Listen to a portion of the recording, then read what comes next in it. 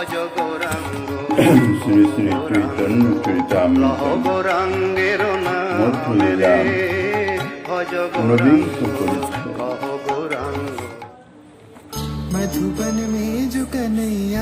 অষ্টাদ্ভুত বীর করুণ রৌদ্র বিভৎস ভয় পঞ্চবিধ ভক্তি গৌণ সপ্তরস হয়। পঞ্চরস স্থায়ী ব্যাপী রহে ভক্ত মনে সপ্ত গৌণ আগন্তুক পাইয়ে কারণে। কলিযুগ পাবন অবতার পরম করুণাময় শ্রী গৌরাঙ্গ সুন্দরের পরম অন্তরঙ্গ প্রিয় পার্ষদ বর্গ পূজ্যপাদ শ্রীকৃষ্ণদাস কবিরাজ গোস্বামী মহাশয় তাহার শ্রী চৈতন্য চরিতামৃত নামক শ্রী গ্রন্থের মধ্যলীলার ঊনবিংশ পরিচ্ছেদে প্রয়াগে শ্রীমন মহাপ্রভু কর্তৃক শ্রী গোস্বামীর পাদের নিকটে ভক্তি রস প্রসঙ্গ বর্ণন তাহা বর্ণনা করিতেছেন। ইতিপূর্বে আমরা পঞ্চবিধ রসের অর্থাৎ ভক্তি রসের কৃষ্ণ ভক্তি রসের যে পঞ্চবিধ প্রধান যে মুখ্য সে সম্বন্ধে যৎকিঞ্চিত আস্বাদনের প্রয়াস পেয়েছি।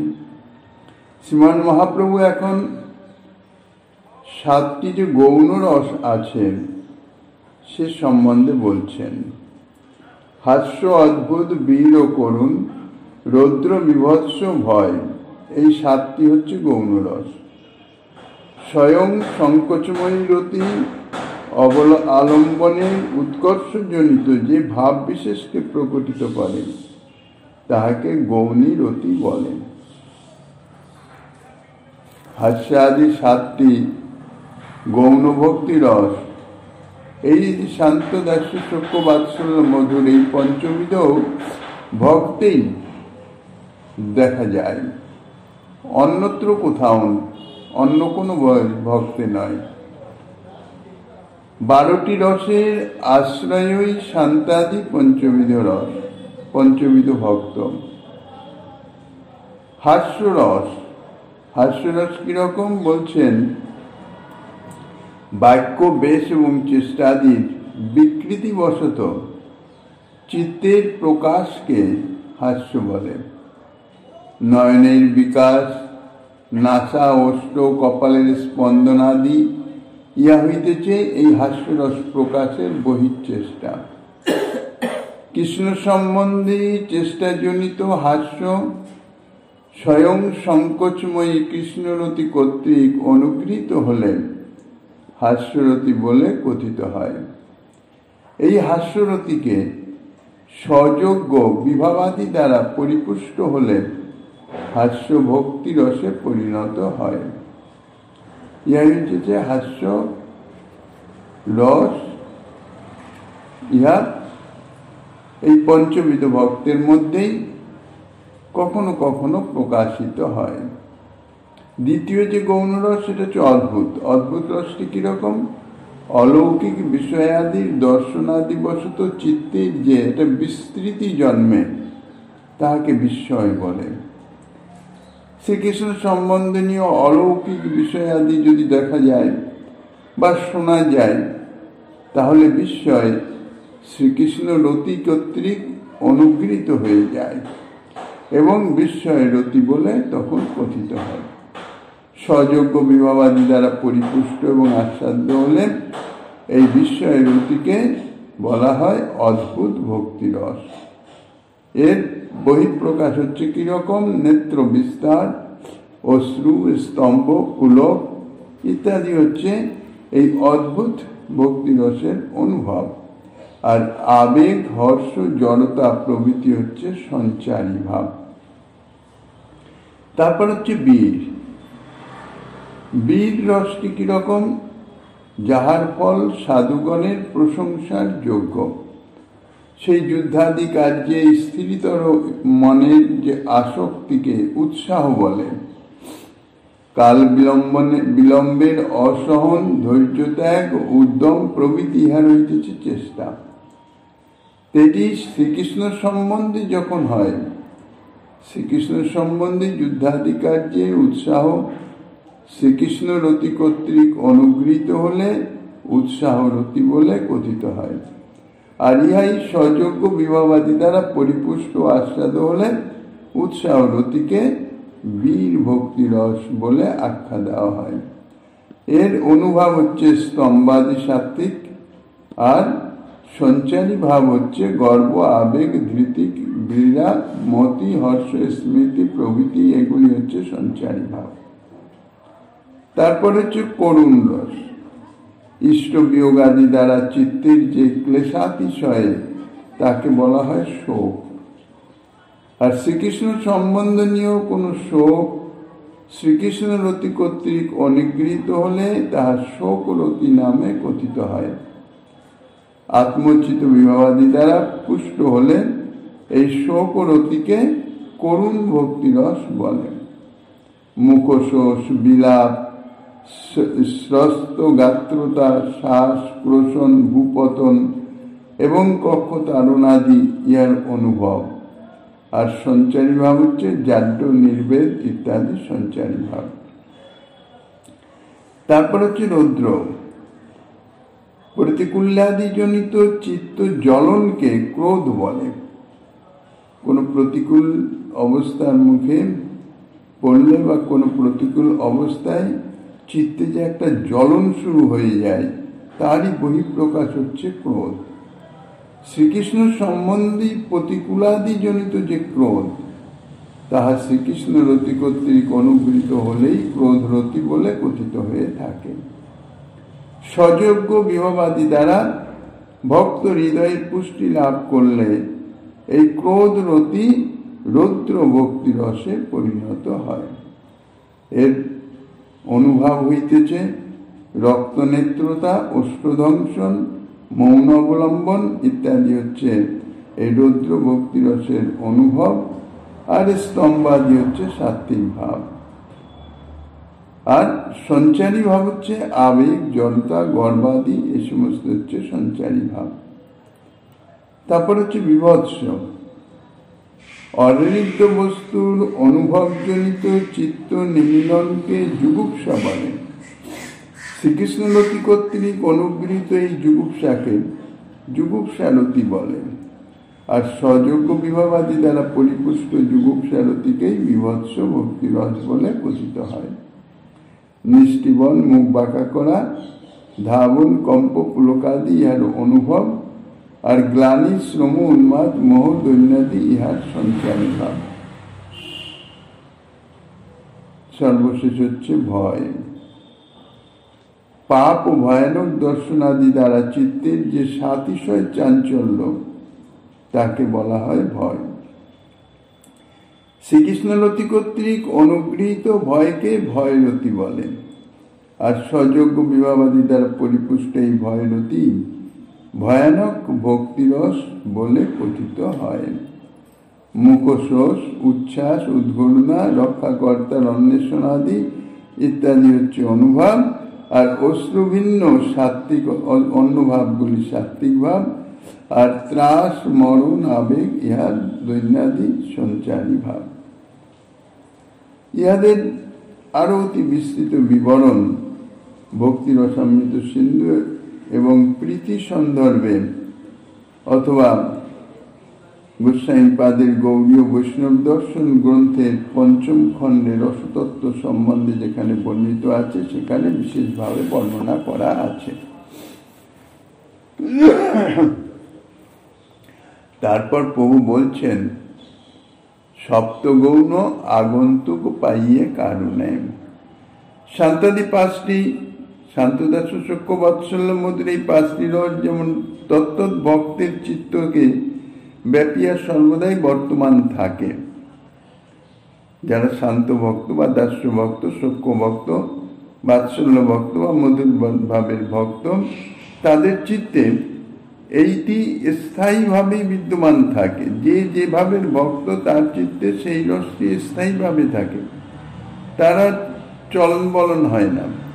কিন্তু এই যে সাত্ত্বিক গৌণ ভক্তি রস, এটি সবসময় থাকে না। সেই ভক্তি রসের আবির্ভাবের কোনো কারণ যদি উপস্থিত হয়, তাহলে অল্প কিছু সময়ের জন্যে এর যে কোনো একটি রস ভক্তের চিত্তে প্রকাশিত হয়, আবার সেটি চলে যায়। শান্ত ভক্ত নবযোগেন্দ্র সনকাদিয়ার, দাস্যভাব ভক্ত সর্বত্র সেবক অপার। শক্যভক্ত শ্রীদামাদি পুরে ভীমার্জুন, বাৎসল্য ভক্ত মাতা পিতা যত গুরুজন। এখন প্রভু এই শান্তদাস্য শক্য বাৎসল্য ভক্তের যে পাত্র সে সম্বন্ধে বলছেন। কোন রসের প্রসিদ্ধ ভক্ত কে কে তাহা প্রভু বর্ণনা করিতেছেন। তাহলে এই রসের ভক্তদের সম্বন্ধে কথঞ্চিত কিছু ধারণা হতে পারে। প্রথমে বলছেন শান্ত ভক্ত। শান্ত ভক্ত হচ্ছে কে না নবযোগেন্দ্র বা সনকাদি যে চতুর্শন তার নাম হচ্ছেন শান্ত রসের ভক্ত। নবযোগেন্দ্রকে কবি হবি অন্তরিক্ষ প্রবুদ্ধ পিপ্পিলায়ন, আবির্হত্র দ্রবীর চমস কর ভাজন। এই 9 জনকে, ঋষভদেবের পুত্র, তাকে 9 জনকে নবযোগেন্দ্র বলা হয়। আর সনকাদি সনক, সনন্দন, সনাতন এবং সনত কুমার চতুর্শন ব্রহ্মার পুত্র। দাস্যভাব ভক্ত সর্বত্র সেবক অপার। আর দাস্যভাবের ভক্ত হচ্ছে তারা সেবক। ভগবানের অসংখ্য সেবক ভক্ত আছেন, তাহারাই হচ্ছে সব দাস্যরসের ভক্ত। এই যে শান্ত ভক্ত, শান্তরসের ভক্ত, তারা 2 প্রকারের আছে, 2 শ্রেণী। এক প্রকারের শান্ত ভক্ত তারা হচ্ছেন আত্মারাম। আর এক প্রকার যে শান্ত রসের ভক্ত তারা হচ্ছেন তাপস, তপস্যারত। কৃষ্ণের বা কৃষ্ণ ভক্তের কৃপাতে যে সমস্ত আত্মারাম বা তাপস তারা কৃষ্ণ ভক্তি লাভ করেন, তাহারাই হইতেছেন শান্ত ভক্ত। শান্ত্যা সুখ কৃষ্ণ তৎপৃষ্ট কারুণ্যেন রতিঙ্গতাহা, আত্মা রামা তদীয়াদ্ধ শ্রদ্ধাশ্চ তাপসা। কৃষ্ণের স্বয়ং শ্রীকৃষ্ণের বা তার অনুগত জন কৃষ্ণ ভক্তের কৃপাতে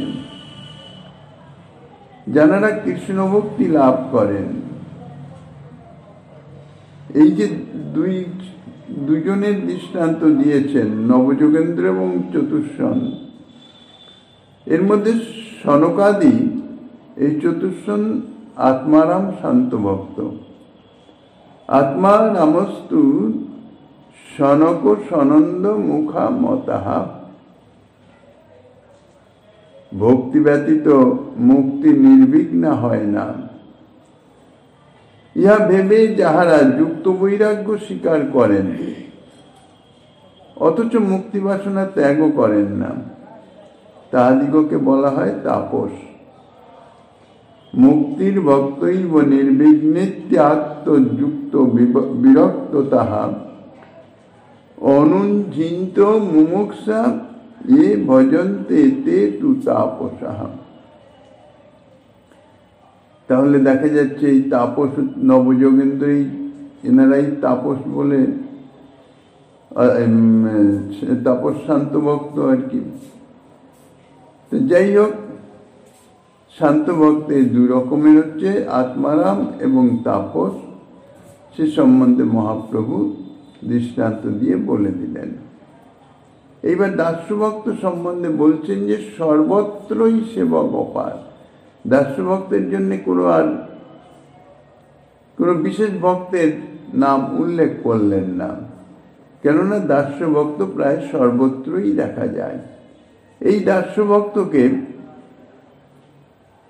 4 ভাগে বিভক্ত করেছেন: অধিকৃত, আশ্রিত, পরিষদ এবং অনুগ। এর মধ্যে অধিকৃত দাস্যভক্ত কারা? ব্রহ্মা, শিব, ইন্দ্রাদি দেবগণ এরা সকলে হচ্ছেন অধিকৃত দাস, মানে শ্রী ভগবান কর্তৃক তারা অধিকৃত নিত্য। আর আশ্রিত দাস্য ভক্ত কান্না, এই আশ্রিত দাস্য ভক্ত যারা ভগবানের আশ্রিত হয়ে আছেন, তাদের আবার 3 ভাগে ভাগ করেছেন। এক হচ্ছে শরণাগত, দ্বিতীয় হচ্ছে জ্ঞাননিষ্ঠ, তৃতীয় হচ্ছে সেবানিষ্ঠ। কালিয়নাগ জরাসন্ধ কারাগারে আবদ্ধ যে সমস্ত রাজাগণ ছিলেন, যারা শ্রীকৃষ্ণের চরণে শরণাগত হয়েছিলেন, তাহারা সব হচ্ছে শরণাগত ভক্ত। আর যাহারা মুক্তি কামনা পরিত্যাগ পূর্বক শ্রীকৃষ্ণের শরণাগত হয়েছেন, তাহারা হচ্ছেন জ্ঞাননিষ্ঠ দাস্য ভক্ত। যেমন সনুকাদি ঋষিগণ মুক্তি কামনার জন্যে সহস্র বৎসর ধরে যজ্ঞ করিতেছেন, পরে শেষে অনুভব হওয়ায় বুঝতে পেরে তারা সে মুক্তি কামনা পরিত্যাগ করে তারা শ্রী ভগবানের চরণেই শরণ গ্রহণ করেছেন, তারা হচ্ছেন আশ্রিত ভক্ত। তৃতীয় হচ্ছে পরিষদ। পরিষদ যারা প্রথম থেকে এই ভজন বিষয়ে আসক্ত, তারা হচ্ছে সেবানিষ্ঠ। যেমন রাজা বহুলাস্য, ইক্ষাকু, শ্রুতদেব, পুণ্ডরীক ইত্যাদি এরা সকলে সেবানিষ্ঠ দাস্য ভক্ত। এদের কাছে সেবাই প্রধান, সেবাই মুখ্য। প্রথম থেকেই তারা এই শ্রীকৃষ্ণ সেবা বিষয়ে আসক্ত এবং সেবাতেই তাহারা রত। রাজা বহুলাস্য সম্বন্ধে তিনি যখন দ্বারকাধীশ শ্রীকৃষ্ণ প্রকট, তখনকার রাজা বহুলাস্য শ্রীকৃষ্ণের সেবা করেন, অর্চা বিগ্রহের সেবা। সংবাদ পেয়েছেন, নারদ ঋষি যে সংবাদ দিয়েছেন, দ্বারকায় তোমার যে সেব্য তত্ত্ব শ্রীকৃষ্ণ তিনি স্বয়ং বিদ্যমান আছেন, কাজে তুমি যাও, তাকে তার দর্শন করে আসো।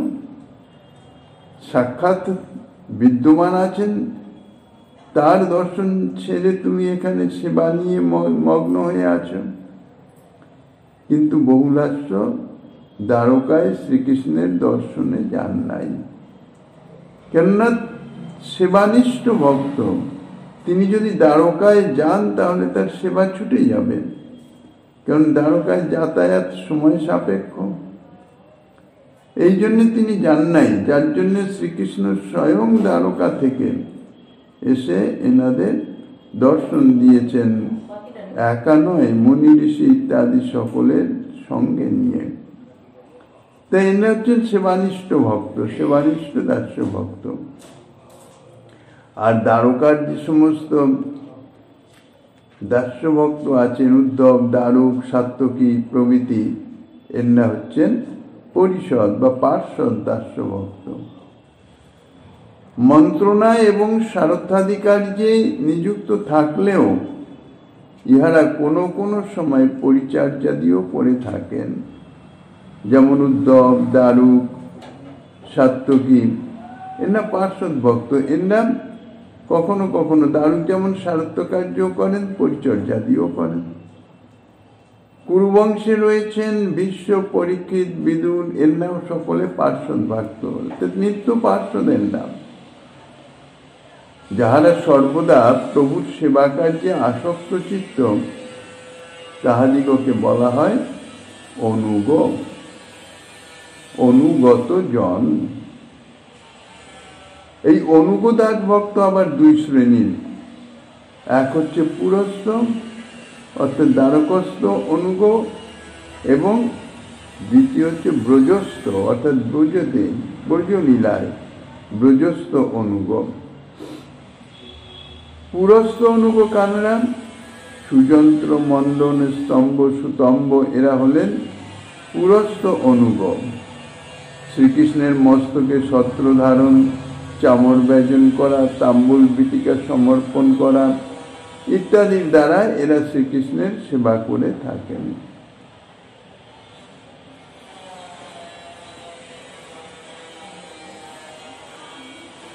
শ্রীমদ্ ভাগবতের তৃতীয় স্কন্ধের একটি শ্লোক থেকে জানা যায়, হংস শ্রীয়োর ব্যজনয় শিব বায়ু ললসু ভ্রাত পত্র শশীকে সরসী করাম বুঝ ইত্যাদি উক্তি থেকে জানা যায় যে ছত্র চমরাদি দ্বারা সেবাপরায়ণ অনুগ দাস ভক্ত তাঁরা বৈকুণ্ঠেও আছেন।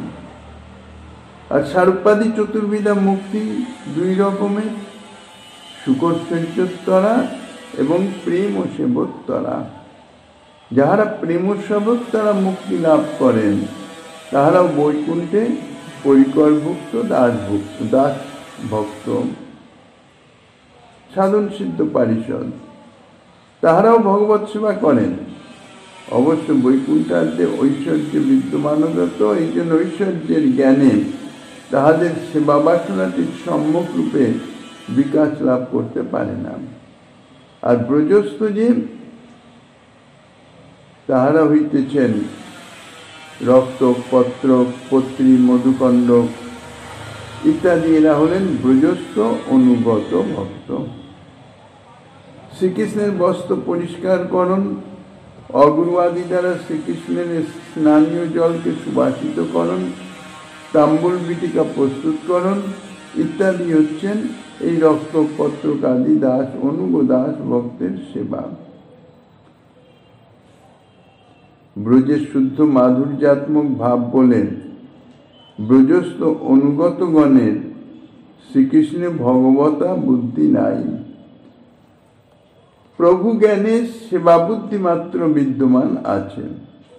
অপর সকল রকমের দাস ভক্তদের চিত্তেই কিন্তু শ্রীকৃষ্ণের সম্বন্ধে ভগবত্তার বুদ্ধি আছে, একমাত্র ব্রজেই সেটা নাই।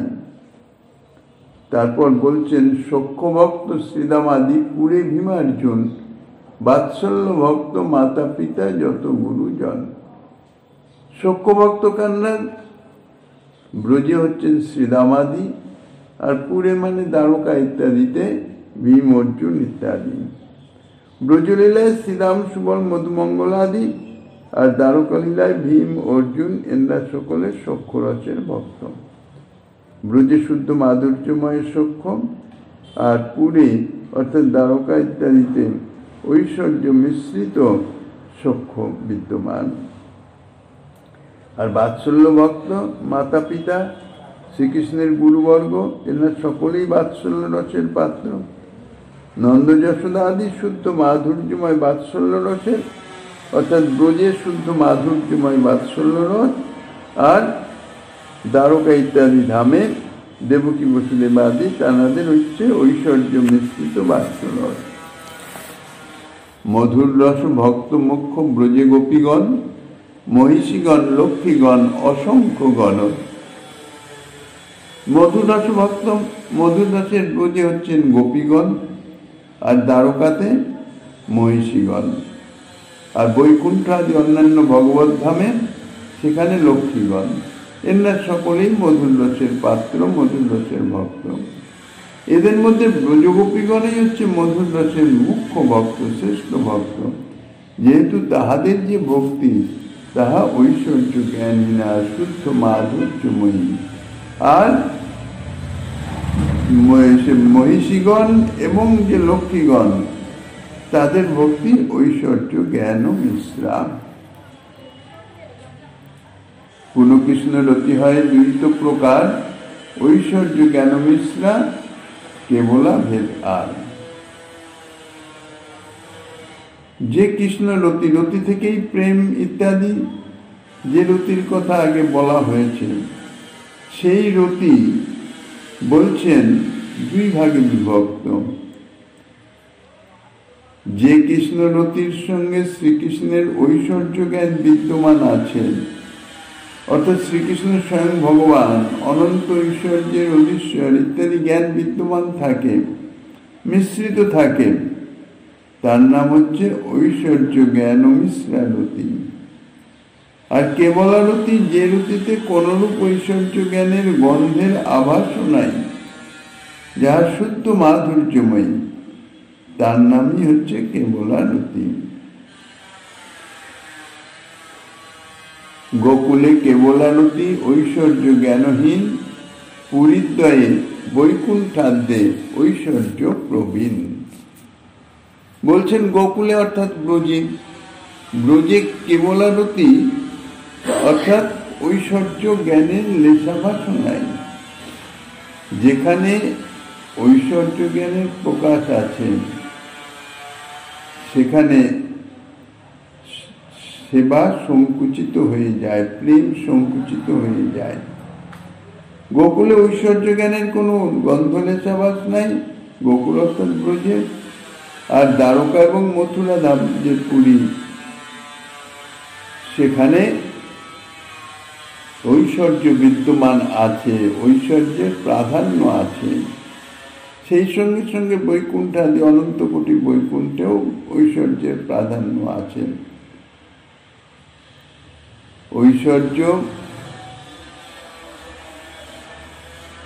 ঐশ্বর্য জ্ঞান প্রাধান্যে সংকুচিত প্রীতি, দেখিলে না মানে ঐশ্বর্য কেবল আর রীতি। ঐশ্বর্য জ্ঞান যদি বিদ্যমান থাকে তাহলে কি হয়?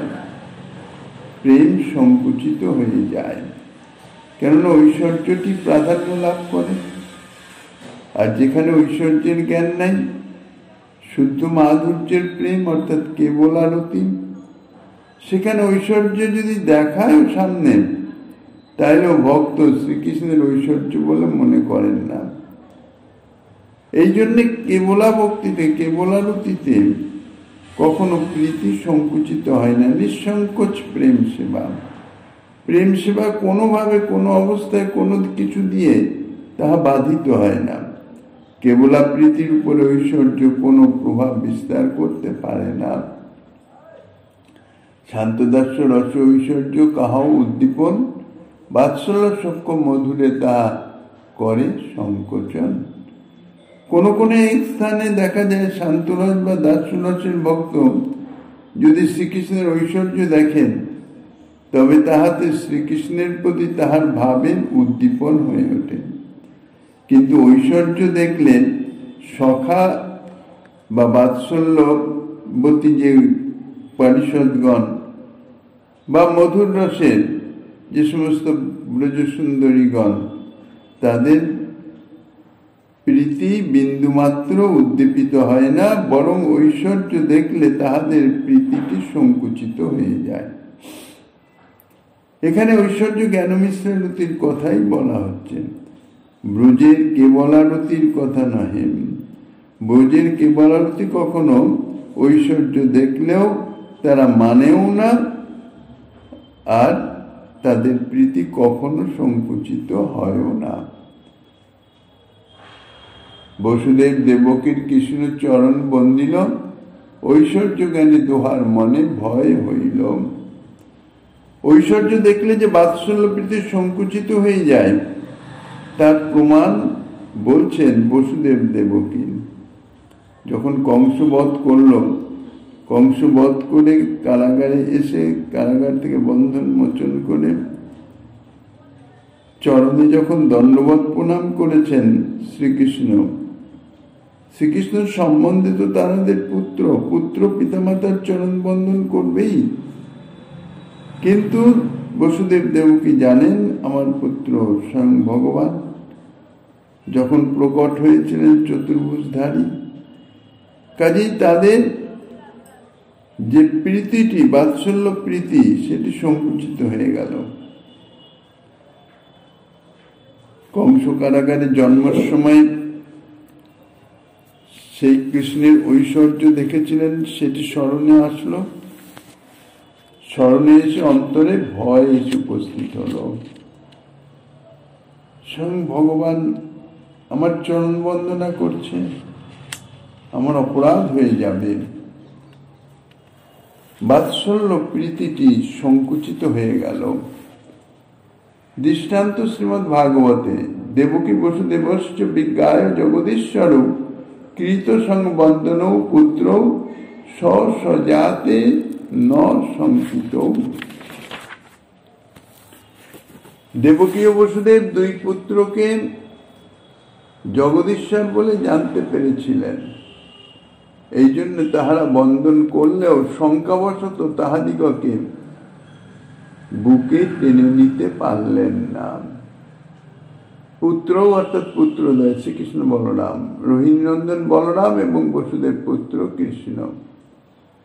কংসবধকালে কৃষ্ণ এবং বলরামের ঐশ্বর্য দেখেছেন এবং কংস কারাগারেও জন্মের ঠিক অব্যবহিত পরে, আবির্ভাবের ঠিক পরেই শ্রীকৃষ্ণের ঐশ্বর্য দেখে বসুদেব দেবকী রামকৃষ্ণকে জগদীশ্বর বলে জানতে পেরেছিলেন, স্তুতি করেছিলেন। তখন তাহাতে তাহাদের বাৎসল্য প্রীতি সংকুচিত হয়ে গেছিল। তাই কংসবধের পরে তাহারা এসে পিতামাতা জ্ঞানে বসুদেব দেবকীকে নমস্কার করে তাহাদের সাক্ষাতে যখন দাঁড়ালেন, তখন তাহারা কিন্তু পুত্র জ্ঞানে রামকৃষ্ণকে বুকে টেনে নিতে পারলেন না, সাহস হল না। স্বয়ং ভগবান কৃষ্ণের বিশ্বরূপ দেখি অর্জুনের হইল ভয়, সখ্যভাবে ধাষ্ট্র জন্মায় করিয়া বিনয়, ক্ষমায় করিয়া বিনয়। সেরকম ঠিক সখ্যভাবে ঐশ্বর্য দেখলে সখ্যপ্রীতিও যে সংকুচিত হয়ে যায়, তাহার প্রমাণ সম্বন্ধে বলছেন শ্রীকৃষ্ণের প্রতি অর্জুনের সখ্যভাব। কিন্তু কুরুক্ষেত্রের যুদ্ধে অর্জুন যখন শ্রীকৃষ্ণের বিশ্বরূপ দর্শন করলেন, তখন এই ঐশ্বর্য জ্ঞান জাগরিত হওয়ায় অর্জুনের সখ্যভাবটি সংকুচিত হয়ে গেল। এবং এর আগে সখা জ্ঞানে শ্রীকৃষ্ণের সঙ্গে যে সকল ব্যবহার করেছেন সমান সমান ভাবে, এখন তিনি মনে করলেন তৎসমস্ত ব্যবহার তাহার নিজের পক্ষে ধৃষ্টতার পরিচয় হয়েছে। স্বয়ং ভগবান বিশ্বরূপ দর্শনকে এত বড়, তাঁর সঙ্গে আমি এইরকম ব্যবহার করেছি।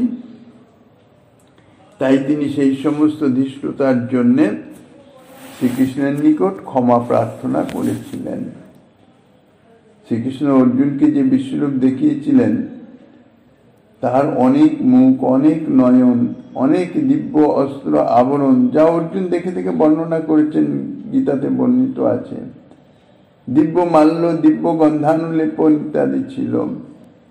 এই আশ্চর্য দর্শন সর্বত্র অবস্থিত এই অনন্ত মূর্তির পরিদৃষ্ট হয়েছিল। ইহার তেজ একই সময়ে সমুদিত সহস্র সূর্যের তেজকেও পরাভূত করিতেছিল। এই বিশ্বরূপের দেহ মধ্যে একই সময়ে অনন্ত কোটি ব্রহ্মাণ্ড পরিদৃষ্ট হইতেছিল। তা দেখেই অর্জুন বিস্মিত এবং সেই সঙ্গে সঙ্গে ভীত হয়ে গিয়েছিলেন। সখ্যভাবে ধাষ্ট শ্রীকৃষ্ণকে নিজের সখা মনে করে যে সমস্ত ব্যবহার করেছেন, এখন দেখিতেছেন সে সমস্ত ব্যবহার তাহার পক্ষে ধৃষ্টতা হয়ে গেছে। যেহেতু স্বয়ং ভগবান শ্রীকৃষ্ণের সঙ্গে সখার ন্যায় ব্যবহার করা তাহার পক্ষে উচিত হয় নাই, সেই সমস্ত ধৃষ্টতামূলক ব্যবহারকেই এখানে সখ্যভাবে ধাষ্ট বলা হয়েছে। শ্রীকৃষ্ণের চরণে করজোড়ে প্রার্থনা করে সেই সমস্ত অপরাধ ক্ষমা প্রার্থনা করেছিলেন।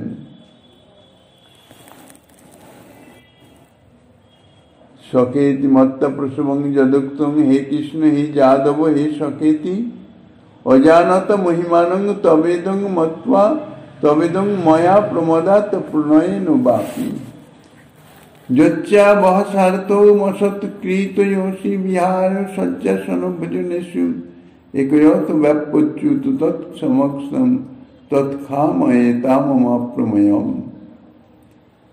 অর্জুন প্রার্থনা জানাচ্ছেন, বিশ্বরূপ দর্শনের পর তোমার এই মহিমা না জেনে প্রমাদ বশত অথবা প্রণয় প্রযুক্ত সখ্যবোধে প্রচ্ছন্ন তিরস্কারের ভাবে হে কৃষ্ণ হে যাদব হে সখে প্রভৃতি যে সকল সম্বোধন তোমাকে করেছিলাম, বা বিহার শয়ন উপবেশন ভোজন প্রভৃতির সময় পরিহাস চলে অন্যের অসমক্ষে বা বন্ধুজনের সমক্ষে যে কিছু অসৎকার করেছি, অচিন্ত প্রভাব সম্পন্ন তুমি আমার ওই সকল ব্যবহার আচরণ ক্ষমা করো।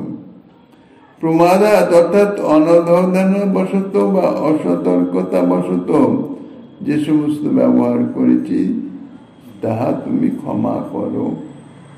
কৃষ্ণ যদি রুক্মিণীকে কইল পরিহাস, কৃষ্ণ ছাড়িবেন জানে রুক্মিণী হইল ত্রাস। দ্বারকা লীলাতেও দেখা গেছে শ্রীকৃষ্ণ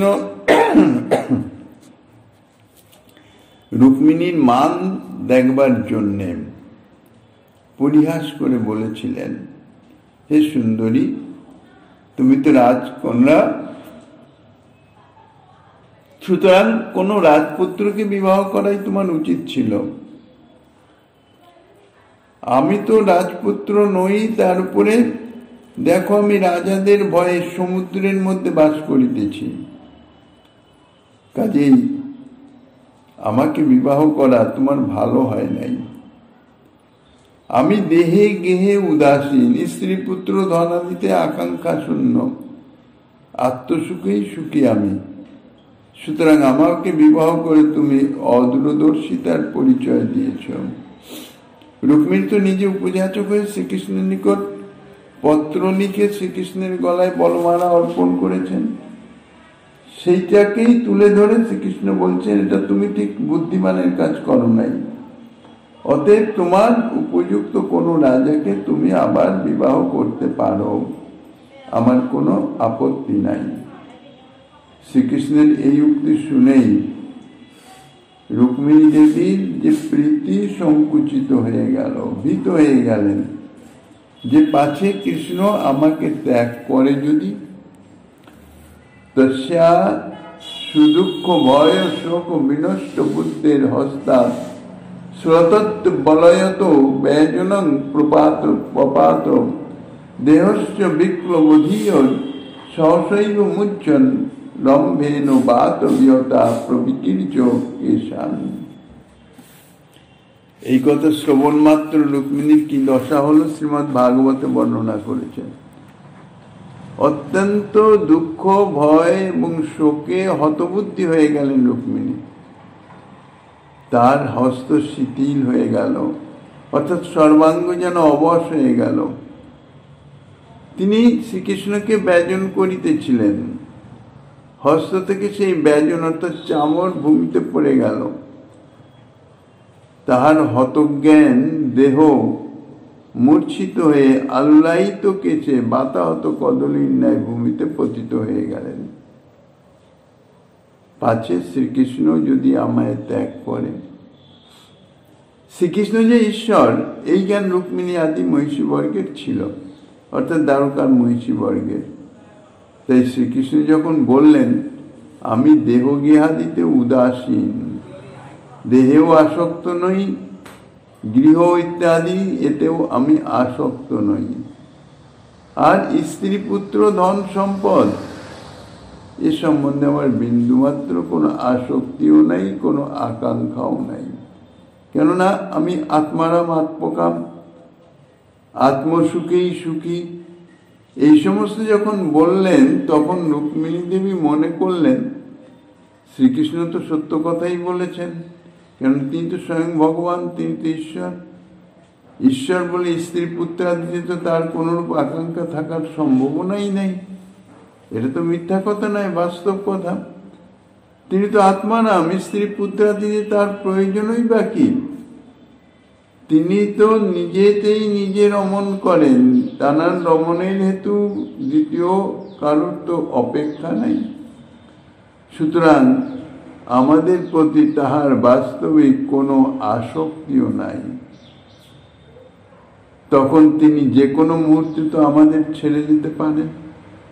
আসক্তিই নাই যখন, তখন যে কোনো মুহূর্তে ছেড়ে যেতে পারেন। শ্রীকৃষ্ণ কিন্তু বস্তুত রুক্মিণীর সঙ্গে পরিহাস করেছিলেন, অর্থাৎ ব্রজেতে উনি মানলীলা রস আস্বাদন করেছেন। দ্বারকায় এ ধরনের কথা বললে বিবাহের পরে প্রদ্যুম্নের জন্ম মানে নাতি হয়ে গেছে, তারপরে যদি কেউ এই ধরনের কথা বলে স্বাভাবিক ক্রোধের উদ্রেক হবে, মানে মানের উদ্রেক হবে। তা না, রুক্মিণী দেবী তিনি শ্রীকৃষ্ণের ঐশ্বর্য জ্ঞান এসে, শ্রীকৃষ্ণের স্বয়ং ভগবান, সেই জন্য তিনি তাঁর বাক্যকে পরিহাস বাক্য বলে মনে করতে পারলেন না। স্বামী স্ত্রীর মধ্যে বা সখাদের মধ্যে সখ্যভাবের বর্তমানতাতে পরিহাস চলে, পরস্পর পরস্পরকে পরিহাস করে, এও এক ধরনের সখ্যরসের সেবা বা আনন্দ। শ্রীকৃষ্ণ তাই পরিহাস করে বলেছিলেন সে কথা, কিন্তু রুক্মিণী দেবী পরিহাস বলে গ্রহণ করতে পারলেন না, তাকে সত্য বলে গ্রহণ করলেন। কেননা রুক্মিণীর মনে শ্রীকৃষ্ণের স্বয়ং ভগবত্তা বিদ্যমান আছে, তিনি স্বয়ং ভগবান, কাজী যা বলছেন এগুলো সমস্ত তো যথার্থ সত্যই। তাই তার মধুরা রতি সংকুচিত হয়ে গেল। প্রাণবল্লভ শ্রীকৃষ্ণকে সম্যক রূপে আর প্রাণবল্লভ বলে মনে করতে পারছেন না, একান্তভাবে আমার স্বামী এটি আর তিনি মনে করতে পারলেন না। তার মনের মধ্যে এসে গেল একটা দৈন্যতার, আমি সামান্য নারী আর শ্রীকৃষ্ণ হচ্ছেন পরমেশ্বর, তিনি কি রূপে আমার প্রাণবল্লভ হতে পারেন? শিশুপাল ইত্যাদি রাজগণ শ্রীকৃষ্ণকে হিংসা করত, তাহারা আমাকে নিতে চেয়েছিল। শিশুপাল রুক্মিণীর সঙ্গে বিবাহের কথা হয়েছিল, তাহাদিগের সেই গর্ব খর্বা করবার জন্যেই, তাহাদিগকে অপদস্থ করার জন্যেই শ্রীকৃষ্ণ আমাকে নিয়ে এসেছিলেন। আমার প্রতি তার কোনো প্রীতি ছিল না, কোনো আসক্তি ছিল না। কাজে প্রীতিবশত আমাকে ভালোবেসে তিনি তো আনেন নাই, তিনি তো শিশুপালকে অপদস্থ করার জন্যেই আমাকে নিয়ে এসেছিলেন। শিশুপাল ইত্যাদি তারা অপদস্থ হয়েছে, তাদের প্রাণ বিনাশ হয়েছে, কাজে শ্রীকৃষ্ণের উদ্দেশ্য সিদ্ধ হয়েছে। এখন তো আমাদের শ্রীকৃষ্ণের কোনো প্রয়োজন নাই, কাজেই তিনি যে কোনো মুহূর্তে আমাকে ত্যাগ করে দিতে পারেন। এইটা মনে যখনই ভাবলেন, তখনই তার চিত্তে অত্যন্ত দুঃখ এসে উপস্থিত হলো। শ্রীকৃষ্ণ তাকে ত্যাগ করে যাবেন এটি ভেবে ভয়ে শোকে রুক্মিণীর যে অবস্থা হয়েছিল, তাই শ্রীমদ্ ভাগবতে এই শ্লোকে বিদ্যমান আছে। ঐশ্বর্য জ্ঞানে বাৎসল্য শোক এবং মধুর রতি যে সংকুচিত হয়, তাহা প্রমাণ হচ্ছে এই। কেবল আর শুদ্ধ প্রেমে ঐশ্বর্য না জানে, ঐশ্বর্য দেখিলেও নিজ সম্বন্ধ সে মানে। ঐশ্বর্য জ্ঞানী না, শুদ্ধ মাধুর্যময়ী যে রতি, শ্রীকৃষ্ণের ঐশ্বর্যকে সাক্ষাৎ প্রকটিত দেখলেও ভক্ত তাহাকে শ্রীকৃষ্ণের ঐশ্বর্য বলে মনে করেন না, এবং সেই ঐশ্বর্যের দরুন তাহাদের সম্বন্ধের বন্ধন বিন্দুমাত্র শিথিল হয়ে যায় না। তারই প্রমাণ দেখাচ্ছেন শ্রীমান মহাপ্রভু, যে ঐশ্বর্য জ্ঞানহীন কেবল আরতি, যা শুদ্ধ রতি, শুদ্ধ প্রেম, যাতে কেবল শ্রীকৃষ্ণ রতি বা শ্রীকৃষ্ণের সুখৈক তাৎপর্যময়ী সেবা বাসনাই বিদ্যমান আছে, যাতে এই সেবা বাসনার মধ্যে অন্য কিছু, অর্থাৎ সসুখ ভোগ বাসনা বা নিজ দুঃখ নিবৃত্তির বাসনা ইত্যাদি প্রীতি সংকোচক ঐশ্বর্য জ্ঞানও তাহাদের এই সেবা বাসনার মধ্যে প্রবেশ করতে পারে না। তাই তাহাদের রতি হইতেছে কেবল আরতি, কেবল সুখ, শ্রীকৃষ্ণের সুখের নিমিত্ত। অর্থাৎ যে রতিতে শুধুমাত্র শ্রীকৃষ্ণ সুখবাসনাই বর্তমান আছে, আর অন্য কোনো কিছু নাই, তাই হইতেছে কেবল আরতি। কেবল আরতি অর্থাৎ শুদ্ধ প্রেম। এই কেবল আরতি যাদের, তাহাদের প্রেমটি হচ্ছে বিশুদ্ধ, ঐশ্বর্য জ্ঞান শূন্য। ঐশ্বর্য না জানে, অর্থাৎ শ্রীকৃষ্ণ যে ঈশ্বর, এই জ্ঞান কেবল আরতিমান ভক্তের নাই। এইরূপ ভক্ত শ্রীকৃষ্ণকে নিজের সমান বা নিজের অপেক্ষা হেয় বলেই মনে করেন, সখ্যভাবে সমান সমান মনে করেন, আর বাৎসল্যভাবে নিজের থেকে আরো হেয় অর্থাৎ ছোট। তাই শ্রীকৃষ্ণের যে কোন রূপ ঐশ্বর্য থাকতে পারে একথাও তারা কখনো বিশ্বাসই করে না। এই জন্যে শুদ্ধ মাধুর্যময় ভক্তগণ শ্রীকৃষ্ণকে ঈশ্বর বলে মনে করুন আর নাই করুন, শ্রীকৃষ্ণের ঈশ্বরত্ব তো তাহাতে ক্ষুণ্ণ হবে না। তিনি যে স্বয়ং ভগবান সেটি তো সদা সর্বদাই বিদ্যমান থাকবে। তাই প্রয়োজন মতো শ্রীকৃষ্ণের সেবার নিমিত্ত, লীলা পুষ্টির নিমিত্ত ঐশ্বর্য প্রকটিত হয়েই থাকে। এবং শুদ্ধ মাধুর্যময় ভক্তগণ তারা দর্শনও করেন, কারণ তাদের সম্মুখেই ঐশ্বর্য প্রকট হয়। কিন্তু সাক্ষাৎ ঐশ্বর্য প্রকটিত দেখলেও তাহাকে তারা শ্রীকৃষ্ণের ঐশ্বর্য বলে মনে করেন না। এবং দেবকী বসুদেবের ন্যায় কি অর্জুনের ন্যায় কিংবা রুক্মিণীর ন্যায় শ্রীকৃষ্ণের প্রতি তাহাদের সম্বন্ধের বন্ধন বিন্দুমাত্র শিথিল হয়ে যায় না। চক্ষুর সম্মুখে শ্রীকৃষ্ণের ঐশ্বর্য দেখেও নন্দ যশোদা শ্রীকৃষ্ণকে নিজেদের পুত্র বলতে কিংবা সুবলাদি তাহাকে সখা বলতে কিংবা ব্রজসুন্দরীগণ তাহাকে প্রাণবল্লভ বলতে বা কৃষ্ণের সহিত তদনুরূপ আচরণ করতে, তদনুরূপ সেবা করতে তারা কিঞ্চিত মাত্র সংকুচিত হতেন না। এর প্রমাণ স্বরূপ শ্রীমদ্ ভাগবত একটি শ্লোকের উদ্ধৃতি দিয়েছেন। ত্রয়াচোপনিষদ নিষদ ভীষ্ম সাংখ্য যোগশ্চ সাত্ততৈ উপগীয় মান মাহাত্ম্যং হরিং সামান্যতাত্মদম।